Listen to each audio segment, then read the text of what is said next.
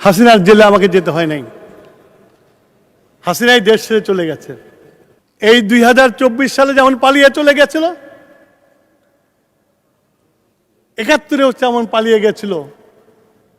মানুষ যখন হতাশাগ্রস্ত, তখন আমরা ট্রানজিস্টারের মাধ্যমে একটা আওয়াজ শুনেছিলাম, I major Zia declare independence of Bangladesh. এই যে একটি ছোট্ট কথা, আমি তখন তরুণ ছিলাম, তখন আমাদের রক্তের মধ্যে বিপ্লবের ভলকানো হয়েছিল। মনে হয়েছিল বাঙালির সৈনিকরা আছে, শহীদ প্রেসিডেন্ট জিয়াউর রহমানের নেতৃত্বে বাঙালিরা রিভোল্ট করেছে, এই যুদ্ধে বাঙালি জয়লাভ করবে। সেটাই ছিল সবচেয়ে বড় অনুপ্রেরণা। মাননীয় স্পিকার, ওনারা আজকে যে বাস্তব ইতিহাস, 71 বাংলাদেশের প্রত্যেকটা মানুষের গর্বের জায়গা।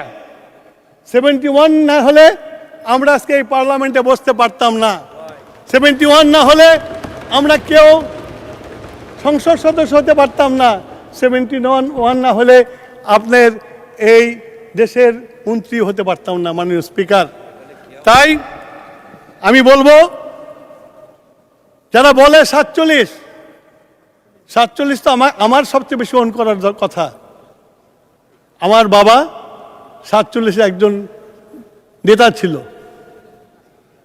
তখন উনি লেজিসলেটিভ কাউন্সিলের মেম্বার ছিলেন। খান বাহাদুর টাইটেল দিয়েছে, উনি প্রত্যাখ্যান করেছিলেন। কিন্তু আমি 47-কে আমি মানি না, এই জন্যই মানি না 47-কে। এই 47 তৈরি হয়েছিল ধর্মের নামে বাঙালিকে শোষণ করার জন্য। সেই জন্য 47-এর কিন্তু আমার কাছে কোনো মূল্য নাই। মাননীয় স্পিকার, ওনারা অনেক সময় বলেন 47-এর বলিদান, ওনারা তো 47-কে মানেন নাই, 71-কে মানেন নাই, 47-কে মানেন নাই। সুতরাং আজকে 47 কেন ওনারা নিয়ে আসেন আমি বুঝি না। মাননীয় স্পিকার, আজকে আমরা 17 বছর ত্যাগ তিতিক্ষা করেছি। আমি কিছুক্ষণ আগে বলেছিলাম আমরা 69 আন্দোলন করেছিলাম, ছাত্র সংগ্রাম পরিষদ। আমাদের 11 দফা দাবি ছিল, 11 দফা দাবি নিয়ে আমরা এহিয়া খানের পতন করেছিলাম, আইয়ুব খানের পতন করেছিলাম। মাননীয় স্পিকার, আমরা তখন এহিয়া খান ইলেকশন দিয়েছিল এলএফওর আন্ডারে, লিগ্যাল ফ্রেমওয়ার্ক। আমরা তখন প্রতিবাদ করেছিলাম এই নির্বাচনে যাওয়া যাবে না। মৌলানা ভাসানীর নেতৃত্বে আমরা বলেছিলাম ভোটের বাক্সে লাথি মারো, পূর্ব বাংলা স্বাধীন করো স্লোগান দিয়েছিলাম। মাননীয় স্পিকার, কিন্তু ওই ইলেকশনে গেছেন, নির্বাচন করেছেন, বাঙালি ভোট দিয়ে তাদেরকে এখন সংখ্যাগরিষ্ঠতা দিয়েছে এবং তারা বার্গেন করেছে। বার্গেন করে ফেল করার পরে যখন অ্যাকশন হয়েছে, তখন নেতা গ্রেপ্তার হয়েছে আর সবাই পালিয়ে ভারতে চলে গেছে। মাননীয় স্পিকার, এই দেশটা বাংলাদেশের মানুষ স্বাধীন করেছে। আমি একটু কথা বলতে চাই যে এখন বারে বারে 24-এ কথা বলা হয়। আমি 24-কে ওন করি, 24-কে স্যালুট করি। আজকে আমাদের মাননীয় সদস্য নাহিদ যখন বক্তব্য দিচ্ছিল, তখন আমার ওই বয়সের কথা মনে হচ্ছিল যে ওই বয়সে আমরা এমপি হতে পারি নাই, নাহিদ এমপি হয়েছে, সুন্দর বক্তব্য রেখেছে। আমি এই বক্তব্য দেওয়ার জন্য ওকে ধন্যবাদ জানাই। কিন্তু আমি নাহিদকে এটাও বলতে চাই যে আমরা সংসদ সদস্য নাহিদকে বলতে চাই, সরি, আমি এটা এই যে নাম বলেছে ওটা এক্সপ্যান্ড করে দিন মাননীয় স্পিকার। মাননীয় সংসদ নাহিদ,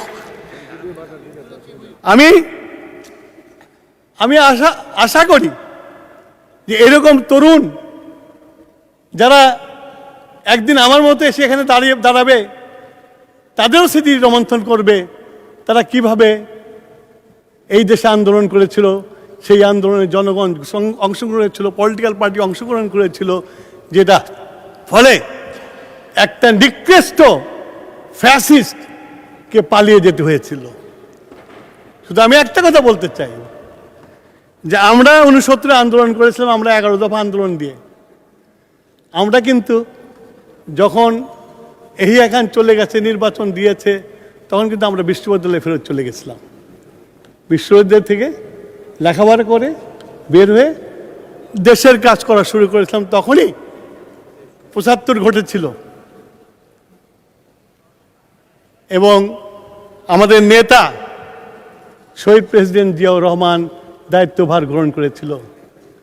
উনি যখন দায়িত্বভার গ্রহণ করেছিল, বাংলাদেশ কিছুই ছিল না, একটা ঝুড়ি বটমলেস বাস্কেট ছিল।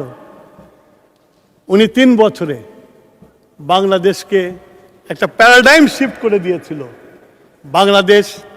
বাংলাদেশ পৃথিবীর বুকে একটা উন্নয়নশীল জাতি হিসেবে প্রতিষ্ঠিত হয়েছিল। এবং তারপরেই আজকে বাংলাদেশের অর্থনীতি যা কিছু টিকে আছে, সব টিকে আছে শহীদ প্রেসিডেন্ট জিয়াউর রহমান যে কাজগুলো শুরু করে দিয়ে গেছিল। ম্যান পাওয়ার বলেন শহীদ প্রেসিডেন্ট জিয়াউর রহমান, গার্মেন্ট বলেন শহীদ প্রেসিডেন্ট জিয়াউর রহমান, এবং আমাদের যে আজকে এই দুইটাই হচ্ছে সবচেয়ে বড় বৈদেশিক মুদ্রা অর্জন করার জায়গা, সেটা উনি তৈরি করে দিয়ে গেছিলেন। আমি মাননীয় স্পিকার, আমি বক্তব্য দীর্ঘায়িত করব না, আমি শুধু এইটুকুই বলতে চাই, আমরা একটা নতুন স্বপ্ন দেখি, একটা নতুন দেশ গড়ার স্বপ্ন দেখি তারেক রহমানের নেতৃত্বে। তারেক রহমান যেভাবে এগিয়ে যাচ্ছে, আমি বললাম আপনাকে যে আমরা তো এখন বৃদ্ধ, জিয়াউর রহমানকে দেখেছি কিভাবে দেশটাকে ঘুরিয়ে দিয়েছিল, তারেক রহমানও পারবে এই দেশটাকে ঘুরিয়ে দিতে। মাননীয় স্পিকার, এটাই আমাদের বিশ্বাস এবং তারেক রহমানের সাথে আমরা নিরলস পরিশ্রম করে এই দেশটাকে নতুন বাংলাদেশ বানাবো ইনশাআল্লাহ। মাননীয় স্পিকার, আপনাকে ধন্যবাদ আমাকে একটু সময় বেশি করে দেওয়ার জন্য। ধন্যবাদ।